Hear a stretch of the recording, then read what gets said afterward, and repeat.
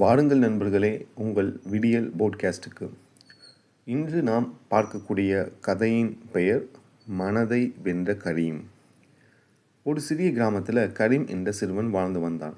அவன் மிகவும் புத்திசாலி. ஆனால் அவனுக்கு ஒரு பெரிய பிரச்சனை இருந்தது. அவன் எதிலும் நீண்ட நேரம் கவனம் செலுத்த முடியாது. படிக்க உட்கார்ந்தால் சில நிமிடங்களில் மனம் வேறு எங்கோ சென்றுவிடும். புத்தகம் திறந்தால் ஃபோன் நினைவுக்கு வரும். ஃபோன் எடுத்தால் நண்பர்கள் நினைவுக்கு வருவார்கள். ஒரு வேலை தொடங்கினால் அதை முடிக்காமல் வெவ்வேறு விஷயத்தில் மூழ்கி விடுவான். ஒரு நாள் அவன் தந்தை அவனை பார்த்து சொன்னார், கரீம், மனம் என்பது ஒரு கட்டுப்பாடில்லாத குதிரை போன்றது. அதை நீ கட்டுப்படுத்தவில்லை என்றால் அது உன்னை தவறான பாதைக்கு அழைத்து செல்லும். ஆனால் அதை ஒழுங்குபடுத்தினால் வாழ்க்கையில் எந்த உயரத்தையும் அடைய முடியும். ஆனால் கரீம் அந்த வார்த்தைகளை பெரிதாக எடுத்துக்கொள்ளவில்லை. சில நாட்களுக்கு பிறகு அந்த கிராமத்திற்கு ஒரு வயதான ஞானி வந்தார். அவரை அனைவரும் குருஜி என்று அழைத்தனர். பல இளைஞர்களுக்கு வாழ்க்கையை வெற்றி பெற வழிகாட்டியவர் அவர். கரீம் தந்தை அவனை குருஜியிடம் அழைத்து சென்றார். என் மகன் புத்திசாலிதான், ஆனால் கவனம் இல்லை என்றார். குருஜி மெதுவாக சிரித்தார்.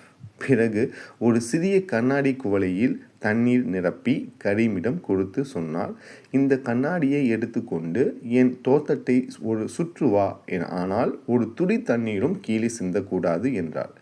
கரீமுக்கு அது மிகவும் எளிதாக தோன்றியது. அவன் நடக்கத் தொடங்கினான். அருகில் பறவைகள் கிச்சு கிச்சு என்று பாடின. காற்றில் இலைகள் சலசலத்திலிருந்து விழுந்தது. ஒரு சில குழந்தைகள் சிரித்து கொண்டு விளையாடி கொண்டு இருந்தார்கள். ஒவ்வொரு முறையும் அவன் கவனம் சிதறிய போது கண்ணாடி குவளையிலிருந்து தண்ணீர் கீழே கொஞ்சம் கொஞ்சமாக சிந்தியது. சுற்றி முடித்து திரும்பி வந்தபோது அவன் கண்ணாடி குவையில் பாதி தண்ணீர் தான் இருந்தது. குருஜி அமைதியாக கேட்டார், ஏன் இவ்வளவு தண்ணீர் சிந்து விட்டாய்? கரீம் தலைகுனிந்து சொன்னான், என் கவனம் சுற்றி இருந்த விஷயங்களில்தான் இருந்தது. அப்போது குருஜி மெதுவாக சொன்னார், இந்த கண்ணாடி உன் இலக்கு, அதில் இருக்கும் தண்ணீர் உன் கவனம். உன்னையும் உன்னை சுற்றி இருக்கும் சத்தங்களையும் ஆசைகளும் இந்த உலகத்தில் கவர்ச்சி தரக்கூடியதாக இருக்கும். ஆனால் உன் மனதை கட்டுப்படுத்தி இலக்கில் நிலைத்திருக்க கற்றுக்கொள்ளவில்லை என்றால் வாழ்க்கையில் மிக முக்கியமான விஷயங்களை இழந்து விடுவாய். அந்த வார்த்தைகள் கரீமின் மனதை ஆழமாக தொட்டன. அந்த நாளிலிருந்து அவன் சிறிய மாற்றங்களை ஆரம்பித்தான். ஒவ்வொரு நாளும் ஒரே நேரத்தில் எழுந்தான். ஃபோன் பயன்படுத்தும் நேரத்தை குறைத்தான். அதை செய்தாலும் முழு கவனத்தை கொண்டு அவன் செய்வான். எது செஞ்சாலும் ஒவ்வொரு காலையிலும் சில நிமிடங்களில் அமைதியாக அமர்ந்து தியானம் செய்ய ஆரம்பித்தான். ஆரம்பத்தில் அது மிகவும் கடினமாக இருந்தது. அவனுக்கு மனம் மீண்டும் மீண்டும் அலைந்து கொண்டே இருந்தது. ஆனால் ஒவ்வொரு முறையும் அவன் அதை மீண்டும் தனது வேலையில் கொண்டு வந்தான். நாட்கள் வாரங்களான மாறின. மெல்ல மெல்ல கரீம் வாழ்க்கை மாற ஆரம்பித்தது.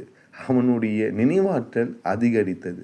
படிப்பில் மதிப்பெண்கள் உயர்ந்தது. அவனுடைய மனம் முன்பை விட அமைதியாகவும் வலிமையாகவும் மாறியது.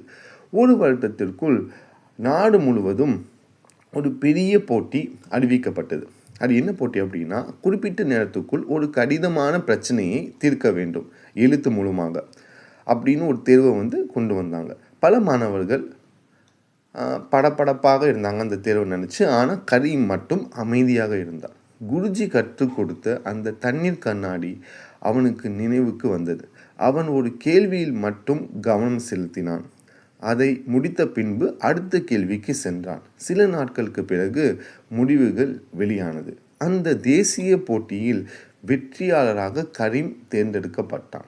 அனைவரும் மகிழ்ச்சியுடன் கைத்தட்டினர். குருஜி பெருமையுடன் சிரித்தார்.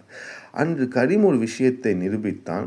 ஒழுக்கமான மனம் திறமையை விடவும் அதிர்ஷ்டத்தை விடவும் அறிவை விடவும் சக்தி வாய்ந்தது. அதன் பிறகு அந்த கிராமத்தில் கரீமை அனைவரும் தன் மனதை வென்ற சிறுவன் என்று அழைக்கத் தொடங்கினர். இந்த கதையிலிருந்து நாம் நினைவில் வைத்து கொள்ள வேண்டியது ஒன்று: வெற்றி பெற முதலில் நாம் வெல்ல வேண்டியது இந்த உலகத்தை அல்ல, நம்முடைய மனதை தான். இன்றே தொடங்குங்கள். சிறிய ஒழுக்கம் பெரிய மாற்றத்தை உருவாக்கும். மீண்டும் ஒரு புதிய கதைக்கு நாம் சந்திப்போம்.